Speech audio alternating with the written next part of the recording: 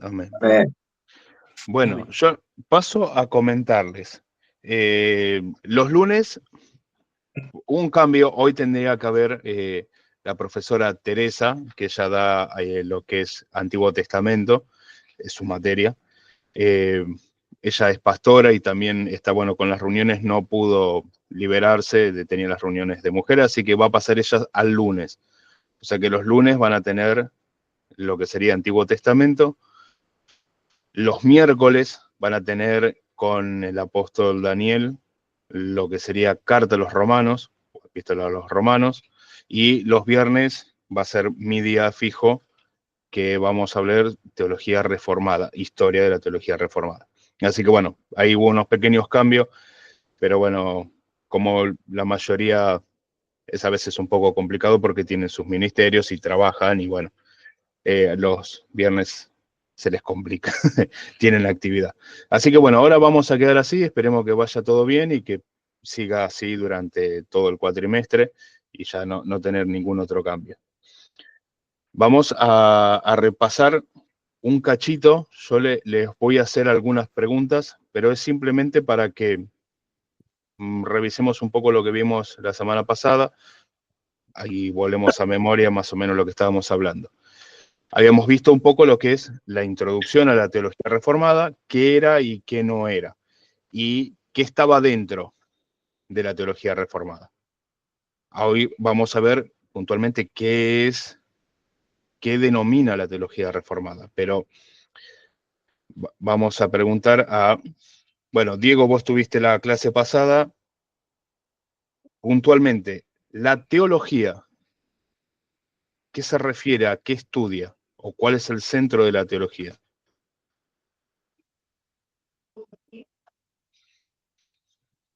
¿Te acordás?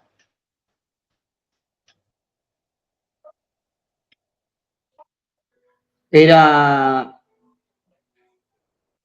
Teo Dios, la palabra de Dios. Exacto, Teo es Dios. Perfecto. Y teología viene del logos. La palabra, sí. Claro, de la palabra, del logos. Así que la teología en sí misma se dedica al estudio de Dios. El estudio de Dios, ok. Nosotros, obviamente, es teología reformada, el estudio es mediante la palabra de Dios. Esta es una aclaración que parece un poco sosa, pero en realidad la teología, por ejemplo, católica, hoy vamos a ver ese punto, estudia la tradición, lo que han dicho otros papas, la historia, entonces no se basa solamente en la palabra, sino también en su teología también es tradición. Nosotros eso no, nos basamos nuestra teología en la palabra. Amén. Podemos estudiar la vida de los reformadores, la vida de grandes profetas, podemos estudiarlas, pero si no están en la palabra, no tienen la autoridad que tiene la palabra. Si no está en la palabra, es histórico, pero no es la palabra de Dios, no es el verbo de Dios. Bueno, también tocamos la religión, separamos a la religión la otra vez. Jorge, no sé si te acordás, habíamos hablado que era la religión. Exacto, la antropología. Muy bien. Es el estudio del ser humano. Estudio del ser humano. La antropología entra dentro de la teología, pero es un área de la teología. Se estudia cómo el ser humano se relaciona con Dios, pero es un área. Claro, yo anoté que va de Dios a nosotros, lo que dijo usted. Claro, claro, la teología es, el centro es Dios, a nosotros, y lo que es religión o antropología es nosotros, los humanos, las personas, hacia Dios. Y a Dios. Perfecto. Amén. Bueno, habíamos, no sé por qué no puedo verlos a todos, pero bueno, y todavía no me acuerdo los nombres. Fabián, habías estado, ¿no? Sí. Vimos sí, Éxodo 32. En Éxodo 32 estuvimos leyendo el incidente del becerro de oro. ¿Qué conclusión más fina pudimos sacar de la experiencia de la liberación del pueblo y el accidente con el becerro. ¿Qué conclusión llegamos así medio redondeando todo? ¿Te acordás?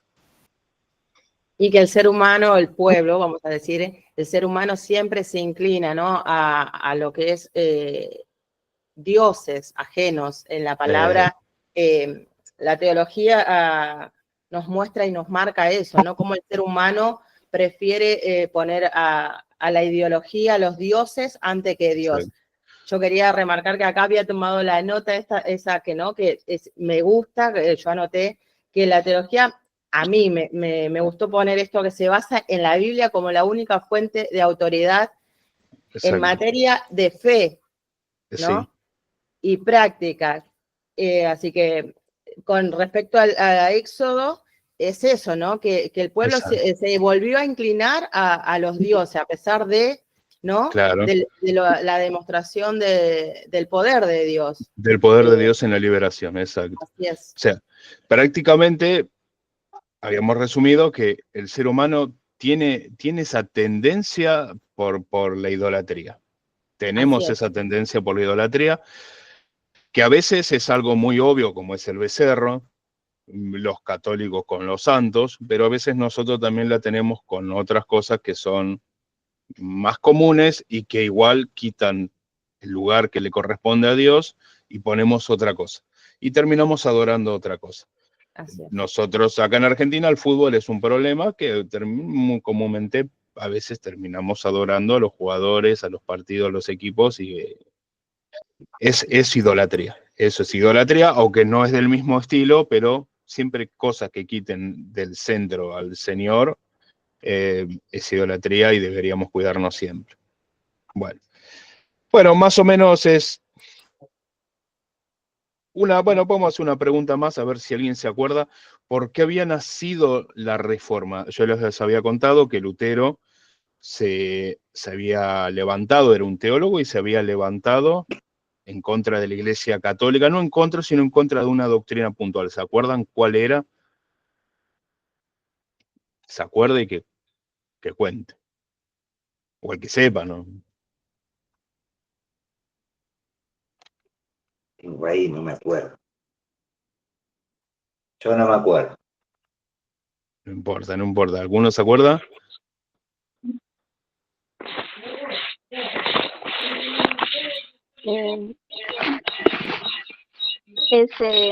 Martín Lutero, más o menos es una historia basada que se da en la religión, por lo que en la Iglesia Católica, para ser salvos les hacían un cobro, un extra, o sea, si no pagabas no eras salvo.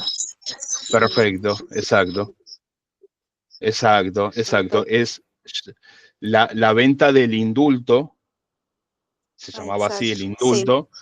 Claro, que era prácticamente es corrupción, o sea, tenían corrupción, habían inventado habían ido de a poquito inventando una doctrina que terminó siendo totalmente corrupta. Hoy en día no la tienen, no se puede comprar un indulto, o sea, literalmente para los que no estuvieron, la venta del indulto es comprar la salvación con plata.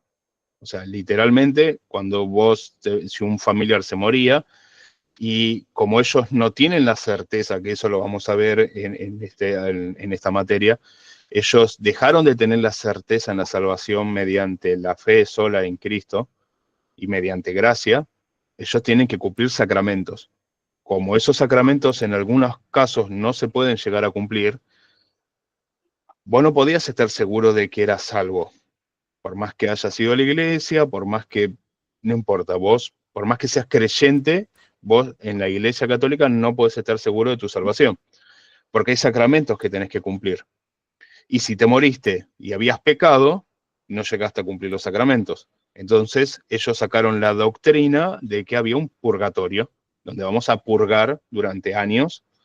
Entonces cuando un familiar daba plata, el alma se liberaba del purgatorio.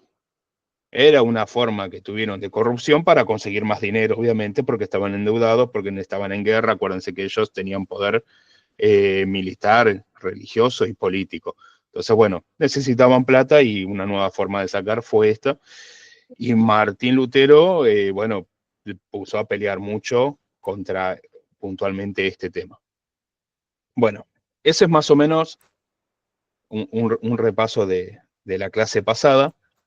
Y ahora vamos a ir primero, les quiero aclarar algo, tengo mis libretitas, que yo les dije que es una teología. Primero que hay varias formas de teología. La que nosotros utilizamos es una teología, se llama sistemática. La teología reformada es una teología sistemática. ¿Eso qué quiere decir? Que es un sistema de áreas. Por ejemplo, siempre basadas en la palabra de Dios, o sea, en la Biblia, pero se toman áreas distintas. Y tenemos, son 7, 8 las principales, que pueden ser, por ejemplo, tal vez no es muy común, la angelología o la angeología, que es un área que estudia los ángeles con respecto a lo que es la palabra de Dios, todo lo que está en la palabra. Entonces se toma, no hay un libro que hable de los ángeles, pero sí hay versos, hay salmos, hay muchas profecías, hay visiones que se hablan de los ángeles, entonces se toma todo lo que dice la palabra con respecto a los ángeles y, bueno, se lo encierra en un sistema y se lo llama, bueno, angeología. Ese es uno. Los más comunes son la cristología, que es lo deben haber escuchado muchas veces. Obviamente se basa en Jesús y, importante, en sus naturalezas, tanto humana como divina. Después tenés esa es la cristología.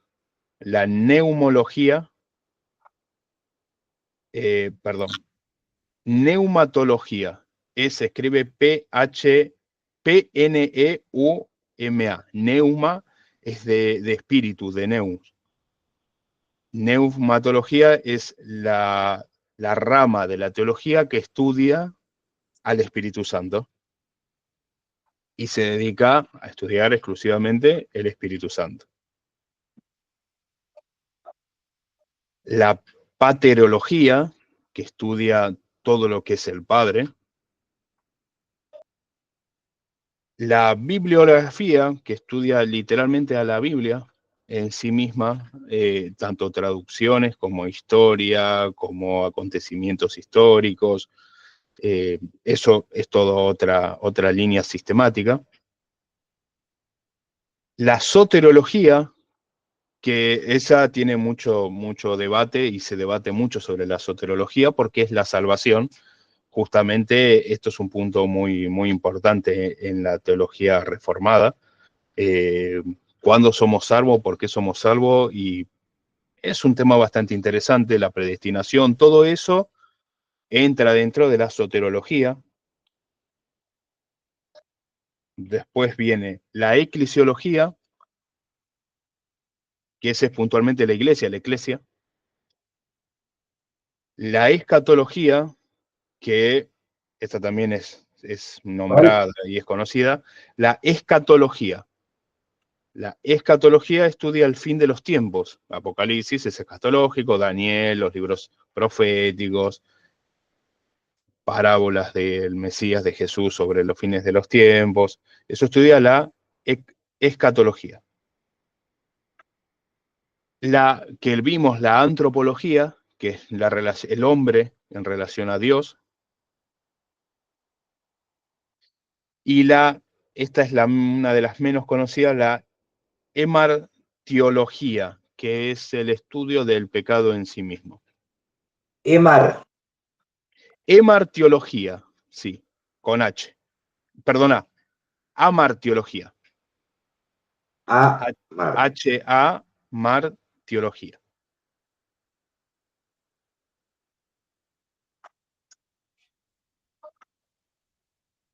Estas son las áreas más comunes de lo que están adentro de la teología sistemática. En este caso, la reformada es sistemática. Esto entra todo adentro de la teología sistemática, pero también, para que sepan, hay otras teologías que no son sistemáticas. Profesor, me disculpa. Sí, Después de la pateriología, me quedó una pendiente que no la pude llegar a escribir. la bibliología. Bibliología. Bibliología. Gracias. No, por favor. Hasta ahí más o menos todos pudieron anotar. Sí, armateología, la última. ¿Qué era? Amartiología, es el estudio del pecado. ¿De los pecados? Sí.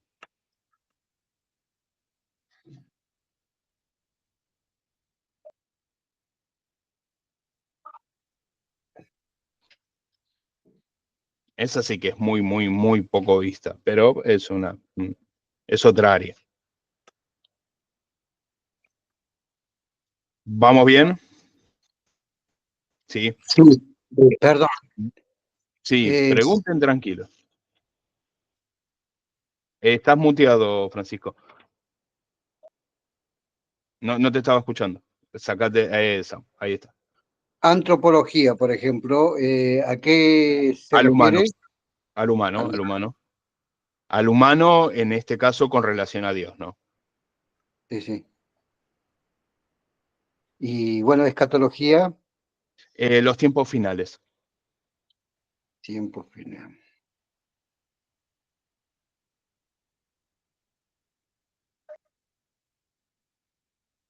Y me falta una, La iglesia. Eclesiología, de eclesias. Bien, iglesia. Listo, gracias, muy amable. No, por favor. Bueno. Estas están todas dentro de lo que nosotros vamos a ver a grandes rasgos, porque no vamos a estudiar ninguna de estas teologías, simplemente vamos a ver el marco histórico y cómo se fueron desarrollando. Pero para que las tengan en cuenta. Igual con esta vamos a hacer un trabajito para la semana que viene. Aparte de la sistemática, que es la que nosotros tenemos, existe otras teologías. Tienen sus cosas buenas, son distintas. Por ejemplo, la teología bíblica se dedica solamente a estudiar libros puntuales, su contexto, su idioma, pero esa teología estudia prácticamente el libro o los libros, pero puntualmente. Por ejemplo, las epístolas de Pablo, y se dedica más a estudiar, por ejemplo, la carta a los hebreos. Esta teología la ha estudiado mucho, porque dice, no, a ver, el estilo literario que tiene Carta a los Hebreos no corresponde a Pablo, debe ser de algún otro, y hay debate en esas cosas. Obviamente, no están o sea, lo debaten más por afuera que por lo que dice la palabra. Sí, Francisco. Sacate el muteo. Lo toqué sin querer, perdón. No hay problema. Bueno, después tenés las históricas. Las teologías históricas estudian las doctrinas que han habido a través del tiempo.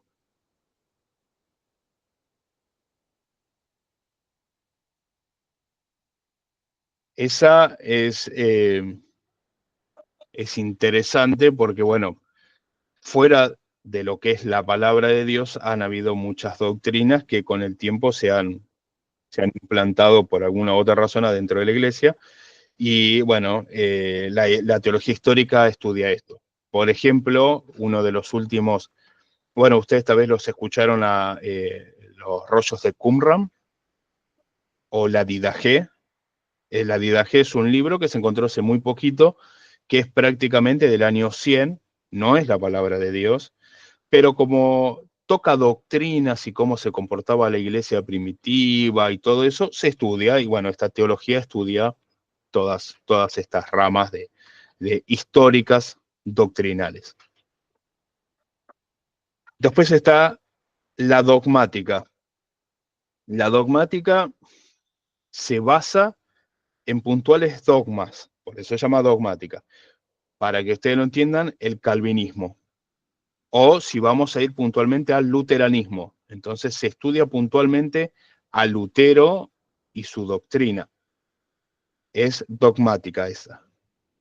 El calvinismo, y por ejemplo, eso está muy común ahora en la iglesia, en algunas iglesias evangélicas, el dispensacionalismo, la dispensación y todo ese tema, eso es dogmático, eso es una teología dogmática.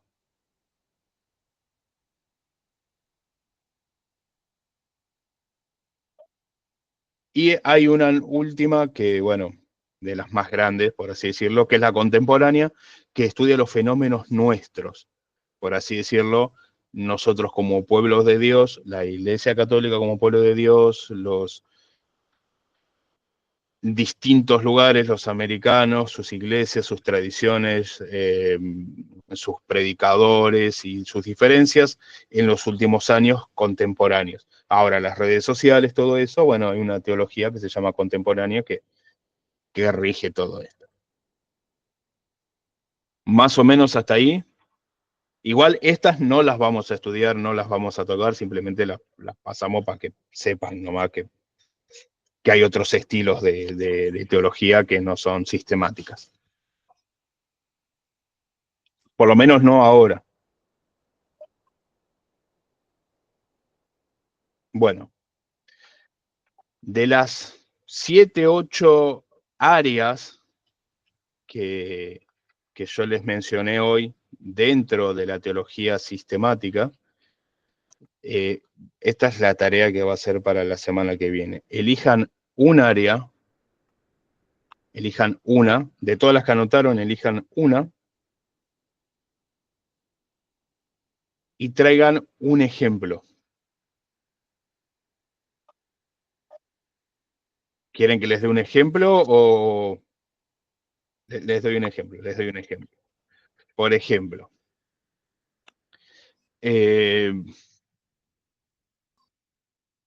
a ver, ¿qué ejemplo te doy?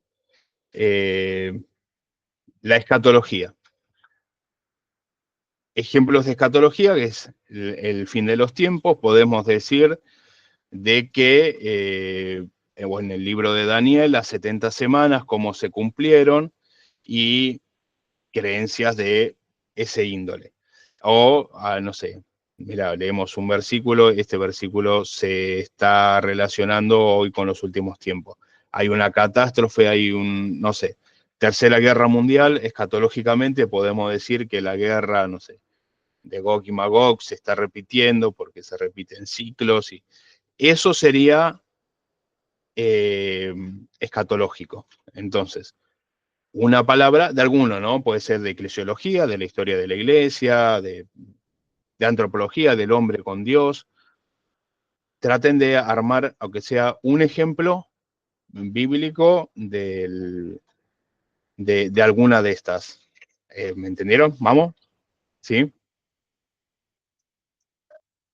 Sí. ¿Alguna duda? No, no puede. Bueno, Bien, bien. las más fáciles obviamente son cristología, neumología, el Espíritu Santo, pueden, esos son. Traigan una de cualquiera, no importa que se repitan entre ustedes, eso no hay ningún problema. Bueno. Profesor, ¿la angiología se busca en la Biblia también? ¿Cómo? La angiología. La angiología, sí, se estudia desde la Biblia. Por Desde ejemplo, la Biblia.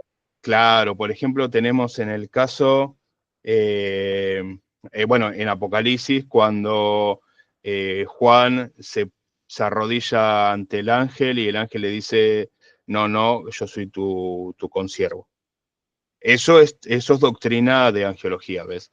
O sea, ahí le dice, no me adores porque somos hermanos, somos consiervos. Eso desde la Biblia. Todas las teologías tienen que ir siempre desde la palabra de Dios. No por afuera, no por creencias, no por las cosas que nosotros pensamos, sino por la palabra de Dios. O sea que siempre se debe fundamentar todo en la palabra de Dios. sacar un versículo de la palabra de Dios y no agregarle ni una palabra nuestra. No, a ver, le podés agregar, pero siempre tomados desde la palabra de Dios. La palabra de Dios dice esto y lo interpreto por ejemplo. Vamos a ese versículo, leemos ese versículo y vemos que está hablando de que no debemos adorar ángeles. Ahí está, tenemos una doctrina de la teología de angeología. Ahí ya sabemos que con ese versículo nosotros lo leemos tal como está en la palabra, pero nosotros sabemos que no debemos adorar ángeles. Es sencillo. Más o menos, ¿me entendiste? O sea, sí, después vos lo podés interpretar, nosotros somos, la palabra es libre para que nosotros la interpretemos,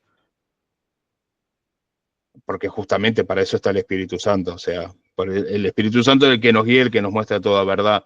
La palabra, mucha gente lee la Biblia y no la va a entender, no la va a comprender, porque al no tener el Espíritu Santo en ello, no la van a comprender. Nosotros la vamos a interpretar de la forma que el Espíritu Santo quiera. Pero obviamente, si yo leo ese versículo y te digo, no, mira, yo creo que debemos adorar ángeles, me vas a decir, no, mira, hermano, lo dice muy clarito que no debemos adorar ángeles. Igual, esto lo vamos a tocar por encima, pero podemos buscar otros versículos donde muestra que nosotros no debemos adorar ángeles. Hay un montonazo, por eso. Pero, bueno, es un ejemplo para que ustedes den sobre algún tema, un área de lo que sería este estilo de teología. Ahí me entendí. ¿Está bien, Jorge? Sí, entendí. Buenísimo. ¿Los demás? ¿Todo entendieron? Buenísimo. Muy bien. Sí. Cristian. Bueno, sí, pregunte tranquilo.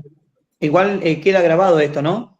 Yo para anotar. Queda grabado, la clase pasada no sé qué pasó, pero bueno, yo también estoy medio, ahora ya les tengo los mails, porque esto Meet lo graba medio raro, ahora lo van a ver, ahora sí ya lo tengo bien identificado cómo detener la grabación y cómo guardar la grabación, y se las voy a enviar, cuando termine esto, se los voy a enviar a todos los correos electrónicos, porque Meet graba cuando hablas. Así que en el momento que está hablando, te está grabando. No graba toda la pantalla, graba cuando hablas. Okay. Es medio raro, sí, es medio raro. Pero bueno, van a poder, lo único que van ahí, ya lo van a ver. Pero sí, queda todo grabado, o sea, queda todo grabado. Genial. Y yo se los mando. Cuando terminemos, tarda 20 minutos más o menos en que lo configura todo, y ya después ahí ya se los mando, porque ya tengo todo enlazado, los correos y todo. Bueno. Estamos bien con el tiempo. ¿Alguna duda, alguna pregunta? Es su momento. No, todo claro. Todo claro. Cristian, me pregunta acá mi esposa. ¿Cuál es la teología de Dios y el hombre? ¿Cómo se llamaba? La antropología. La antropología sería, claro, del hombre hacia Dios. Sí, la antropología. Antropología. Ahí está. Listo, gracias, Cristian. Bueno. Vamos a continuar. Que yo tengo notitas por todo lado y no me quiero perder. Vamos a continuar con el primer, bueno, les cuento algo de historia. Cuando Martín Lutero se enoja, por así decirlo, ya con el abuso de la iglesia, va a una de las capillas más grandes, de las iglesias más grandes, con 97 tesis escritas en unos rollos. Las clava en las puertas y las deja ahí como para debatir. Los 97 tesis justamente son puntos en donde la iglesia está rompiendo la palabra de Dios y haciendo su propia voluntad. Lutero era teólogo y trabajaba en la iglesia. O sea, él era un monje alemán que trabajaba en la iglesia. Él lo hace de forma de protesta, queriendo, ustedes piénsenlo, de que nadie hablaba latín. la Biblia no la podías leer, la Biblia la gente no la podía leer, porque la Biblia estaba en latín. Y ellos, por ejemplo, estaban en Alemania, hablaban en alemán, así que no podían leerlo. Y él las escribe justamente en latín, para que solamente los monjes, los clérigos, los sacerdotes pudieran leer las tesis. En el momento que las clava, unos jóvenes estudiantes que sabían latín y que, bueno, les pareció fascinante lo que se estaba debatiendo, y agarraron, las tradujeron, ya estaba la imprenta, y en unos pocos días ya había copias de las 95 tesis en alemán por todos lados. Eso causó un revuelo enorme, porque literalmente fue como que estabas cuestionando la autoridad de toda la iglesia, del Papa. Puntualmente, una de las tesis es que el Papa es falible, o sea, el Papa puede errar, y para ellos, para la Iglesia Católica, el Papa es perfecto, no puede errar. Y una de las tesis era justamente esa. Entonces, ellos lo encontraron como, literalmente lo encontraron como un desafío total. No nos olvidemos que el poder era religioso y político. Ahora yo puedo salir y decir que el Papa es un mentiroso y no pasa nada. En aquel momento estabas desafiando a todo un imperio. No querías, a ver, los reyes no querían que pase eso.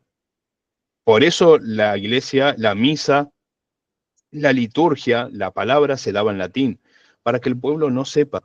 Le daban una cruz para que adoren, pero le hablaban en latín cuando no podían entender latín.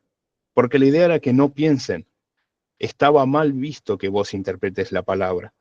Ellos decían, si ustedes pueden leer la palabra, van a interpretar cualquier cosa y van a hacer cualquier cosa.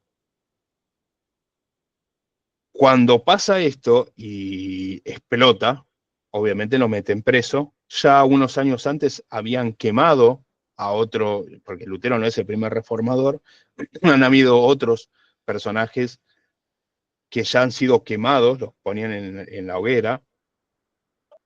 Dato curioso, no los ponían en la hoguera porque eran malos. Lo ponían en la hoguera porque ellos querían que su alma se salve. Es interesante, ¿no? Los quemaban vivos porque ellos creen, y la Iglesia Católica sí lo sigue creyendo, que mediante la penitencia es que uno puede alcanzar la imagen de Cristo. Por eso hacen procesiones, porque hacen penitencias, hacen votos y hacen penitencias. Y entonces decía, bueno, el hermano, ellos lo consideran de esta forma. Si yo digo que el Papa está equivocado, no van a decir, el hermano perdió el camino, se está extraviando. No es que, a ver, tal vez alguno que otro sí, pero en realidad, globalmente, la idea era que el alma de él no se pierda. Y tomándose muy el literal de una palabra de Pablo que dice, prefiero entrar sin una pierna y tuerto en el reino de los cielos, pero no que se pierda mi alma, ellos te prendían fuego. Porque bueno, tu cuerpo se va a prender fuego, pero tu alma va a entrar en el cielo. Porque eran sacerdotes que se estaban rebelando. Técnicamente el diablo los había confundido. Cuando se presenta, se llamó la dieta de Worms, en la ciudad de Worms, o sea, estaban los príncipes, todo el concilio, lo iban a juzgar y probablemente lo iban a ejecutar a Lutero por la gran afrenta que había hecho. Para que les voy a buscar las palabras que dijo Lutero, a ver si las tengo. Me parece que las escribí en otro papelito y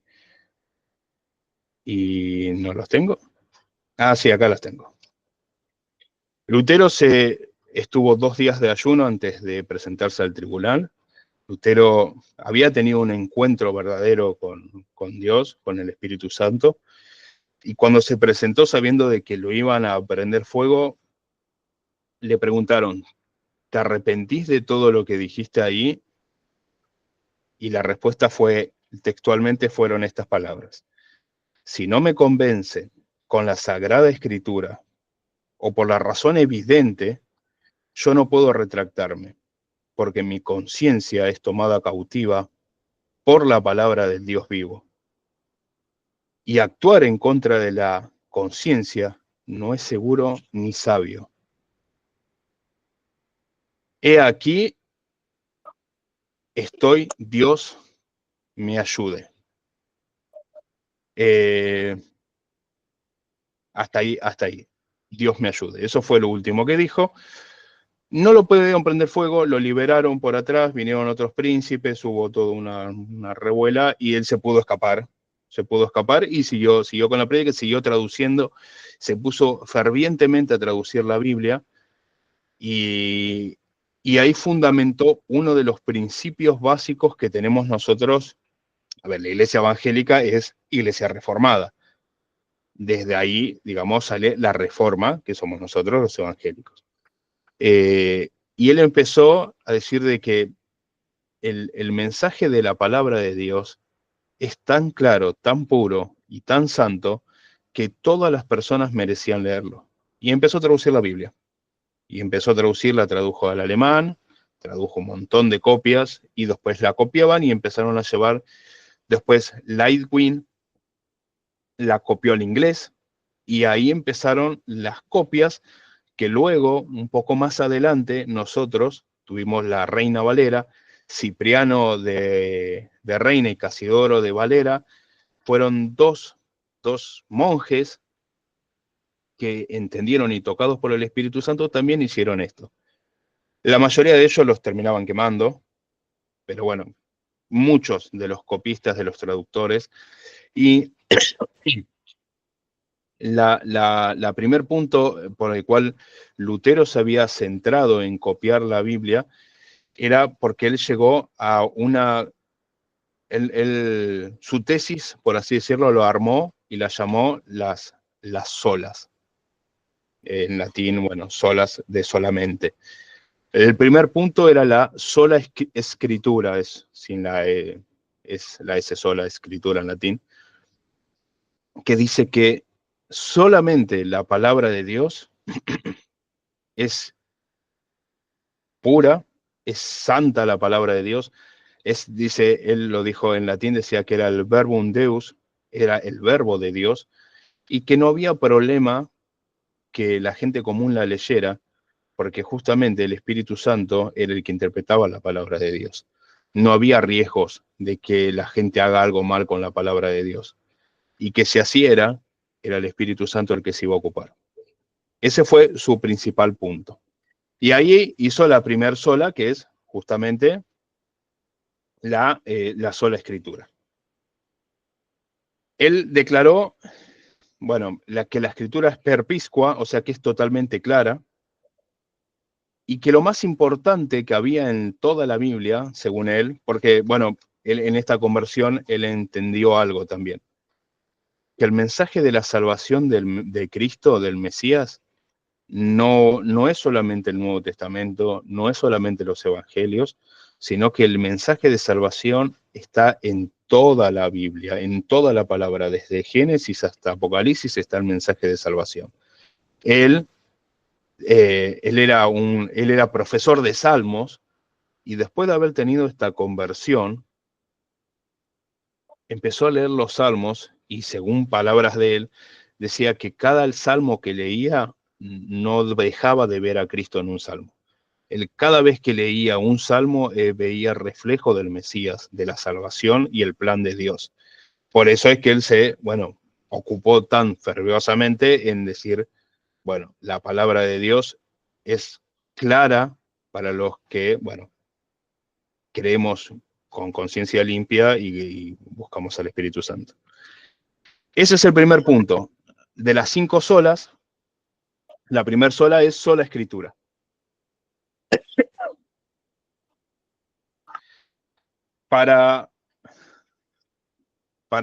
Bueno, obviamente, como somos reformados, vamos a leer un verso de la Biblia. Si algún hermano quiere leer, bienvenido sea. Segunda de Timoteo 3, 14 y 17, es muy conocido. Del 14 al 17. El que quiera es libre.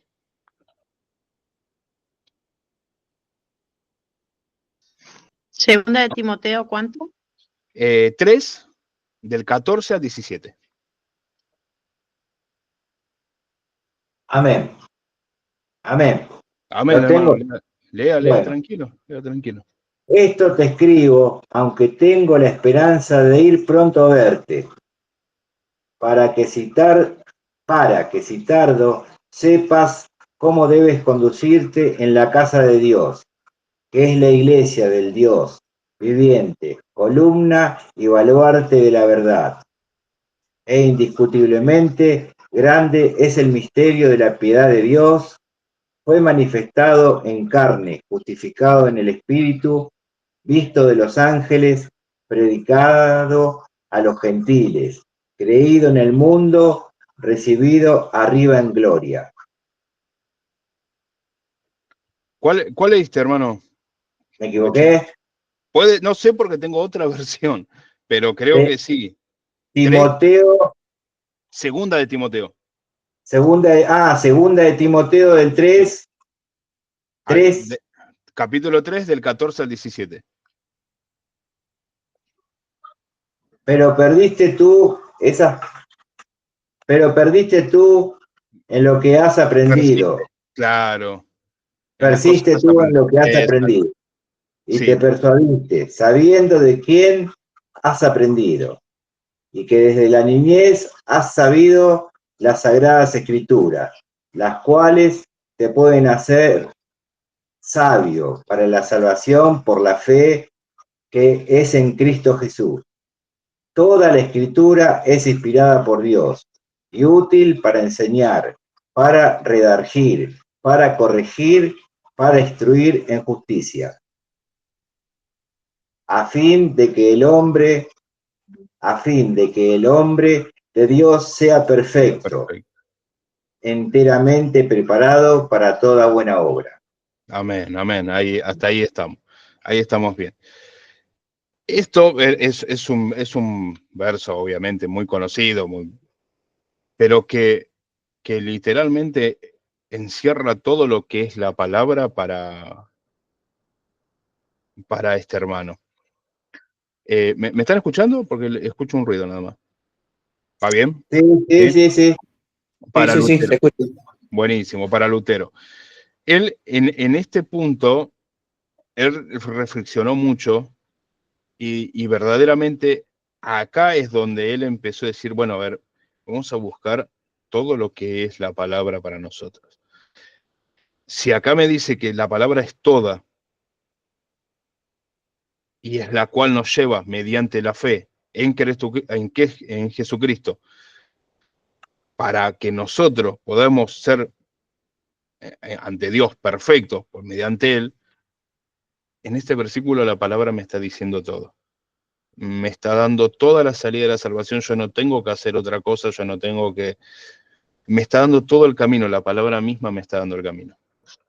Entonces, él, tomándose de esta palabra, es que empieza su gran cruzada traduciendo la palabra, diciendo, la palabra es para todos, no es para los monjes, no hay que esconderla, la palabra tiene que salir a la luz, y él saca a la luz. Y él dice, la palabra de Dios es infalible, o sea que no puede fallar. Es inerrante, o sea que no hay ninguna falla, no hay ningún error desde el principio hasta el final. Y él la llama, y es perpiscua, que no es muy conocido en nuestro idioma hoy en día, pero quiere decir de que es clara en el mensaje de Cristo, o sea, es clara en el mensaje evidente. El mensaje evidente para Martín Lutero es que nosotros somos salvos por medio de la gracia que es en Cristo Jesús. Amén hasta ahí. Amén. Y él lo llama de dos formas. Vox Dei y Verbum Dei en latín, que es la voz de Dios y el verbo de Dios.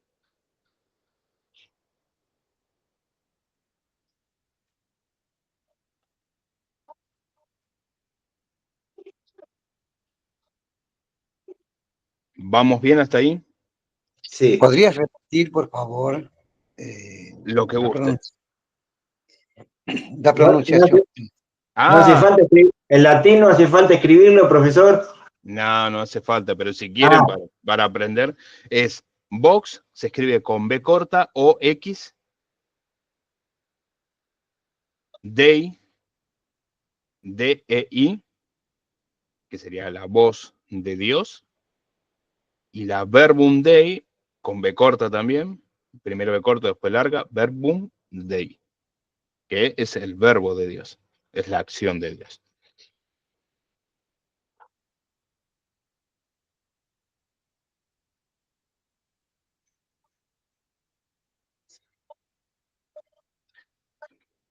¿Vamos hasta ahí? Fabiana, pregunta tranquila. Pero desmuteate. Profe, perdón, me quedé sin batería en la compu. Me tuve que conectar de vuelta. Ah, Así que me perdí un ratito ahí. No sé, después de la lectura de la palabra, ¿qué era lo que se estaba hablando? fue poquito, fue poquito. No, Sí. estamos hablando que justamente, bueno, Lutero se para en esta palabra diciendo, es muy claro que el mensaje de Dios es perfecto y es claro para entenderlo. Él lo llama justamente porque él, bueno, él lo menciona como que es la voz de Dios directamente, o el verbo de Dios directamente en nosotros.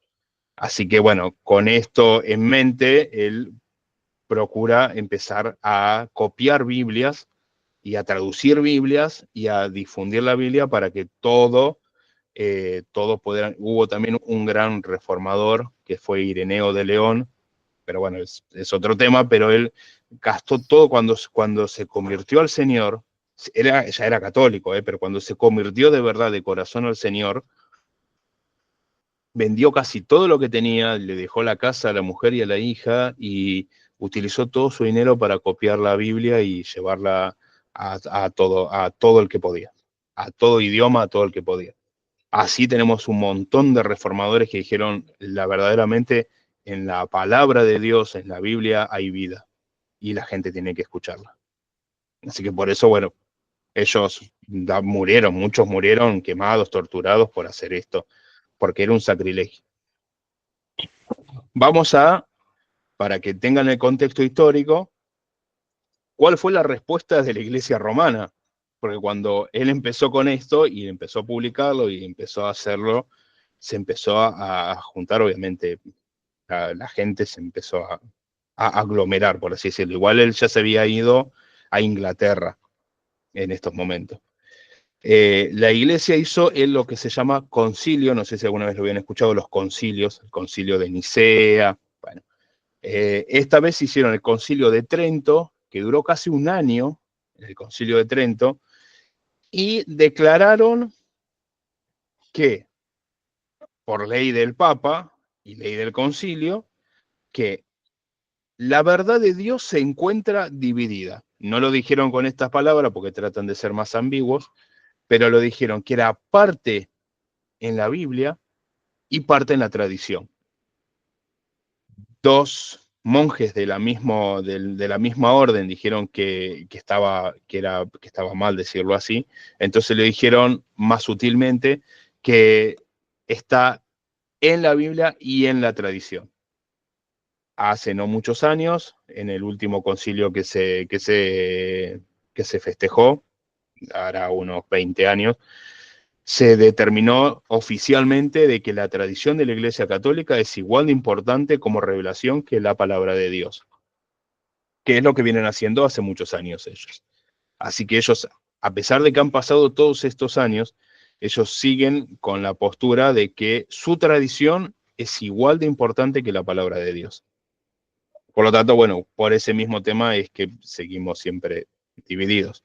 Por eso mismo, si a un católico le dice, pero ustedes adoran santos, es decir, no, los santos tomamos literal y los padres de la iglesia han dicho esto y está bien, es palabra de Dios.